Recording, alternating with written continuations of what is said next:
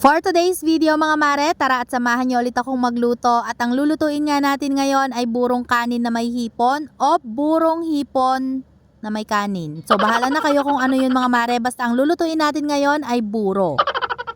Napakasarap nitong ipare sa mga nilagang gulay tulad na lang ng mga talong, okra o kaya naman piniritong talong o kaya piniritong isda. So tara mga mare at umpisahan na natin. Lagay lang ako ng mantika at gisahin na natin yung ating sibuyas, bawang at luya hanggang sa lumabas yung aroma nito. At kapag okay na mga mare, isunod naman natin yung ating kamatis. So mas okay po kung gagamit tayo dito ng mga mapupulang kamatis talaga para mas magandang tignan at mas masarap yung ating lulutuing buro. At naglagay na rin pala ako mga mare ng seasoning granules na pampalasa at maglalagay pa tayo ng pamintang durog at ng asin. Tapos ay hahaluin lang natin tong mabuti mga mare and after nyan pwede na nating ilagay dito yung ating burong kanin. And by the way mga mare, yung nakalagay pala dito sa aking burong kanin ay hipon. So dalawang klase po kasi ito. Yung iba ay hipon, yung iba naman ang nilalagay nila ay isda. Usually tilapia po yung ginagamit sa buro. Tapos, haluin lang natin to mga mare at tuloy-tuloy lang yung paghalo natin para maiwasan natin na masunog yung ilalim at lulutuin pa natin ito ng ilang minuto hanggang sa tuluyan na pong magmantika ng kusa. Sa akin mga mare, mas gusto ko kasi, mas prefer ko talaga yung naghihiwalay na yung burong kanin dun sa mantika kasi mas masarap yun para sa akin. Pero depende pa rin naman yan sa pagkakaluto na gusto ninyo. At pagkatapos nga ng ilang minuto mga mare, okay na at luto na itong ating buro kaya naman pwede na natin itong iserve. Tuloy-tuloy lang yung paghalo natin para maiwasan natin na masunog yung ilalim at lulutuin pa natin ito ng ilang minuto hanggang sa tuluyan na pong magmantika ng kusa.